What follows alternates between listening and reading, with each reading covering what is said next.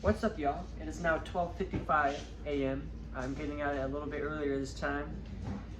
I just washed my face, moisturized, and I feel like a new man. Tonight we're going to get into the Garfield movie, but before we do that, I'm going to talk to you a little bit about what's on the menu. So, obviously I do have lasagna. It is the H-E-B home-style meat lasagna. First of all, it has the microwave directions on the back, but if you want to oven cook it, it says for oven cooking instruction, visit heb.com. Just put it on the logs.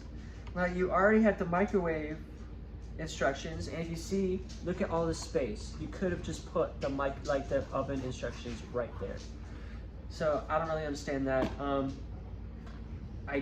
So I went to the website, I looked it up, and it said put it in the oven for 45 minutes, which was way longer than I was expecting. Like, here it says microwave on high for 5 to 6 minutes. 5 to 6 minutes, 45 minutes. I don't know what the microwave is doing that the oven is not, but I don't know what the science is there, but that's kind of crazy to me. I also have wine. I did buy a bottle of wine. I have a bottle of Sangiovese. It is a Sangiovese, I don't know if that's actually how you pronounce it, probably not. Sangiovese, probably. It is a grape grown in Italy. So this is a red dry wine. And it smells like a red dry wine. And I will be drinking that out of this happy birthday stemless glass. A, because I would definitely knock over a stem glass, and B, I don't even own a stem glass. But yeah, that's what we're eating tonight. I'm waiting for the lasagna to cool down. I just pulled it out of the oven. So in the meantime, I'm going to talk to you about Garfield. The Garfield movie, I should specify. Not Garfield the movie from 2004, which I also watched recently because it was just on YouTube. And I just wanted to see how they compared. I don't have any, I want to say I have any particular connection to the Garfield property. I watched the movies when I was little. I read the comic strips, and I mean, like the movies with Bill Murray, I thought they were funny because I was young. I was a little kid. I was stupid, and I'm sure if I watched them again today, I wouldn't like them as much. I just watched the 2004 one on 1.25 speed, and I mean, it's bad, but Bill Murray is he's just a funny guy. He's better choice than Chris Pratt. Shit, I don't even know what I'm talking about anymore.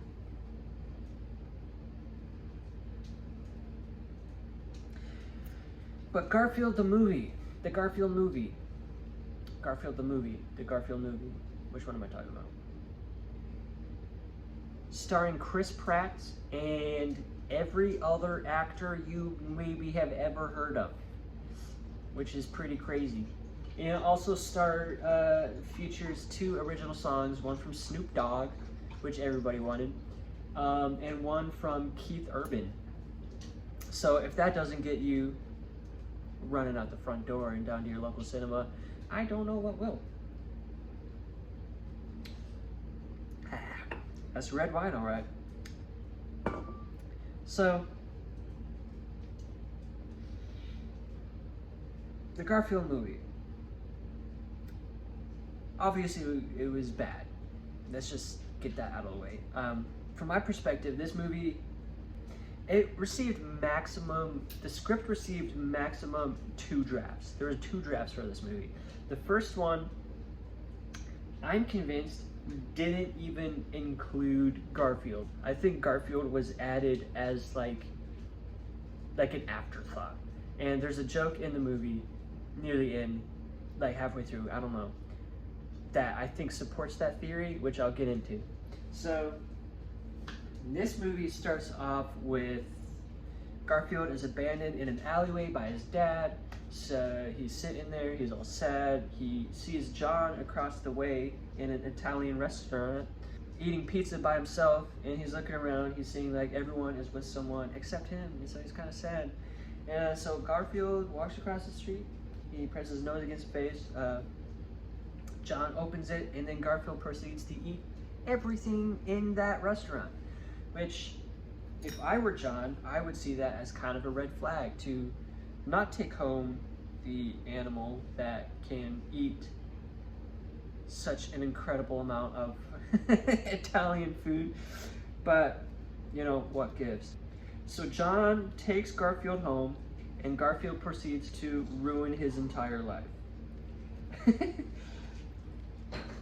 He is eating nonstop. He is using John's credit card to order takeout constantly. John must make $1 million like a month to support the diet of this cat. And the cat doesn't even the animated cat doesn't even look that big, which is kind of, I don't know. I disagree with like the characterization of Garfield, but we will get into that. So he takes, and there's even a scene where like Garfield is tucking in John to bed, and he puts on like these headphones so he can listen to something that'll help him fall asleep. And the recording literally says, "Imagine you don't have a pet that maxes out your credit cards ordering takeout." So it's like, I think John went from being alone to in an abusive relationship with a feline. Like a house cat. So like, that sucks. For John, at least. So Garfield and Odie are kidnapped. They're taken to like this abandoned mall or something, and they're just being like held captive there. And then this other character shows up, and he releases them, and then it's revealed that that character, the one who saved them, is Garfield's dad. So Garfield's like, "Where have you been the last 5 years?" His dad's like, "Well, we got bigger fish to fry right now. We can talk about that later." And then we're introduced to the main villain of the movie, which is a white cat that I can't even remember the name of. And I'm not going to look it up if that's any indicator to you about like the quality of this movie. And she's like, you have to go steal like a bunch of milk for me. And they're like, "Why?" And she's like, "Because I came to America from like England or something. I wanted to be a star. I couldn't be that. I started living on the streets. I met Garfield's dad. They started doing crime together, which they like stole stuff. And there was one gig where they were stealing milk, and it went wrong. She got caught. He didn't. She went to the pound. He didn't. And now she's out of the pound. She's just now out of the pound, 5 fucking years later, I guess. And she wants him to get her a pint of milk for every day that she was in jail. Totally reasonable response from this cat. And the dad's like, "I don't want to do that." So right from the get-go, Garfield is not even involved in the main conflict of the film. So it's this white cat and Garfield's dad. She has like a bone to pick with him. Garfield does not need to be here. And he's even like, "Well, you guys have fun with that. I'm gonna go home." But she's like, "No, you both have to do it." And I'm like, "Why?" And Garfield's like, "Why?" So we're both on the same page about that. And she's just like, "Because this is the Garfield movie." So whatever. So they're going to this milk farm to steal milk for the white cat. All right. And the entire time Garfield is like, "Hey Dad, where were you this whole time?" And the dad's like, "I was doing thief cat shit." I don't know. I can't remember like this part of the movie.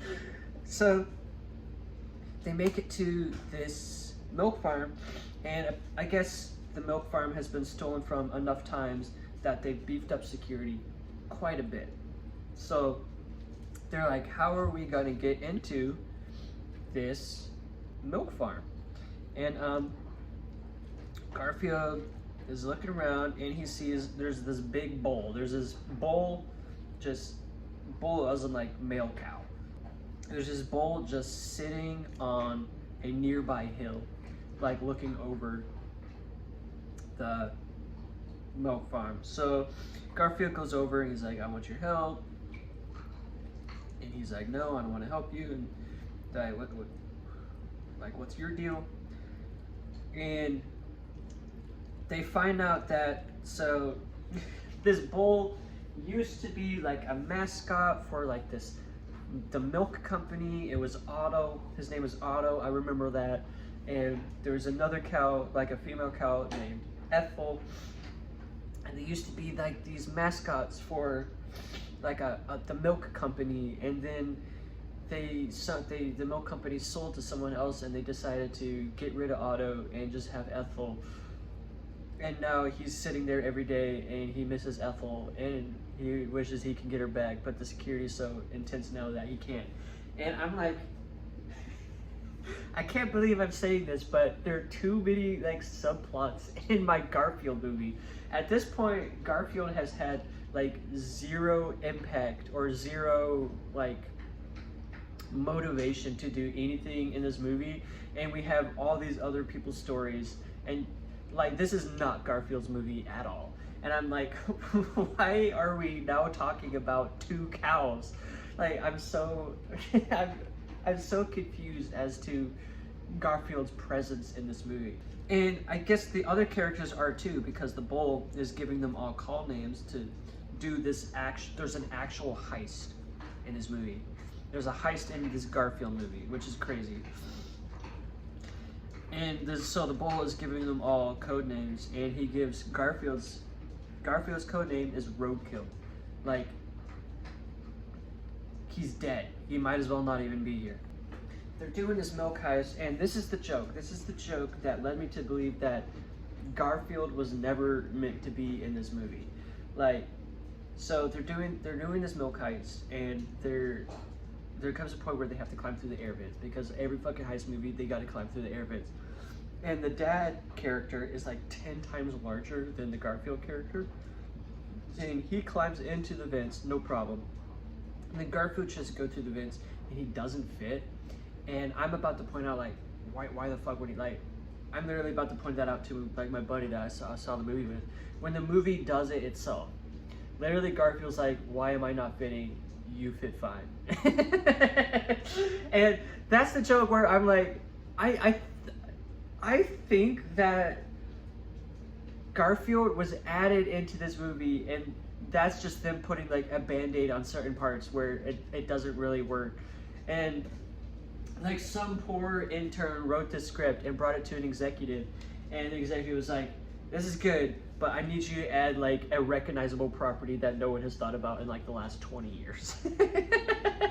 And he was like, I got just the thing. That fat fucking cat, bro. That fat fucking cat that no one has ever like thought of since the Bill Murray movie. So that is right. That's right where, that's right about when I was like, this is not like this was never intended to be a Garfield movie. And then, so they make it through. They get the milk truck, or at least just the dad gets the milk truck, and he just leaves, and Garfield ends up getting caught. So it's like, oh shit, there goes.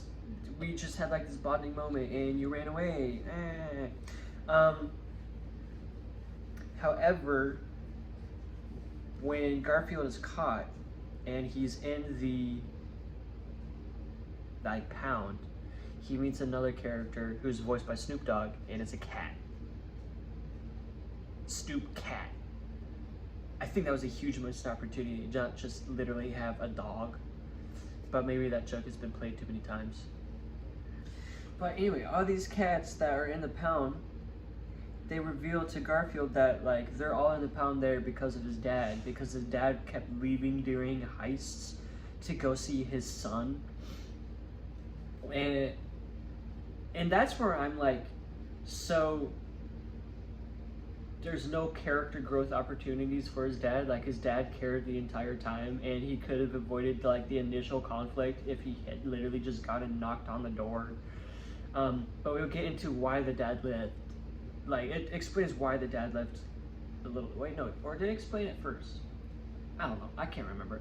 So it's revealed that the dad, he left to go get Garfield food, and that's why he was gone so long. Like he couldn't find any food, and while he was gone, Garfield met John, and the dad saw this, and he decided that that's probably a better life for you. And so he keeps tabs on his son by visiting in like a tree every once in a while, and I'm like, so the core conflict, like the conflict of like you and this like white cat could have been avoided if you just like knocked on the door and like joined your son. I'm just like, no one, that takes away like the learning opportunity for the dad character, who is basically the main character of the movie. And I'm like, so there's no like message to this movie, you know? It's like, no one has learned anything. No one learns anything. Garfield is a fat fuck, alright, who hates Mondays and loves lasagna at the beginning, and he's a fat fuck at the end. The dad is basically like the same thing, but kind of a swindler, I guess. So the dad takes the milk truck to the white cat. The white cat decides he wants to kill the dad. She wants to kill the dad. Garfield decides he has to save him. So he enlists the help of the Otto again. They go save the dad. Dad moves in with them. So John now has two fat fuck cats who are eating him out of house of home. And so John's life just gets worse from here. Like John has just like a shitty life in this universe. And at the end, Garfield has like a birthday party, and he's like eating lasagna, and Otto and Ethel come over, and I'm like, does lasagna not have beef in it? Riddle me that. Are they not watching Garfield eat their brethren?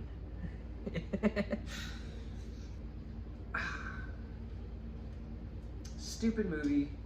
No one learned anything. Garfield wasn't supposed to be in it. And then at the very, very end, supposedly there was an after credit scene. I did not wait around to find out. I got up and left immediately upon the ending of this movie. But apparently, he like teases a sequel. I'm like, that's exactly what we need. Another Garfield movie that I would say that no one will watch, but apparently this movie is doing better than Furiosa, which is really sad because I love Furiosa. But yeah, that's the Garfield movie. I hope that made sense. Like, that there's so many twists and turns in the movie. There was a heist. There was a love story between a cow and a cow.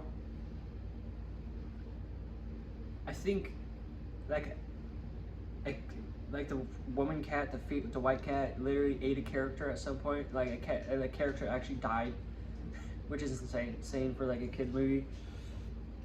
And nobody addressed it. I got maybe like 2 good laughs out of this, but none of them came from Garfield himself. They're like side characters that were kind of funny. On the binary system, I gotta give this movie a thumbs down. This wine, very winey. Ooh. Now, if I'm not mistaken, red wine literally just means like, no, not red wine. Dry wine literally just means like not sweet. And this is very not sweet. I guess you wouldn't want a sweet wine with, I literally just looked up what goes good with lasagna and I picked the first one. So let's see what this lasagna gets.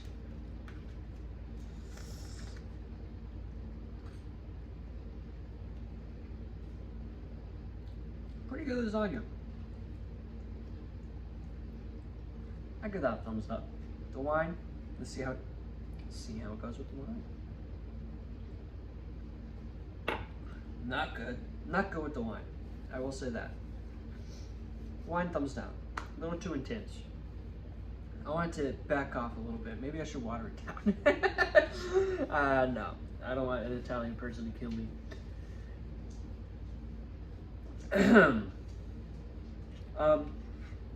So yeah, I'm thinking about doing more food like themed to the movie in the future. I don't know, maybe.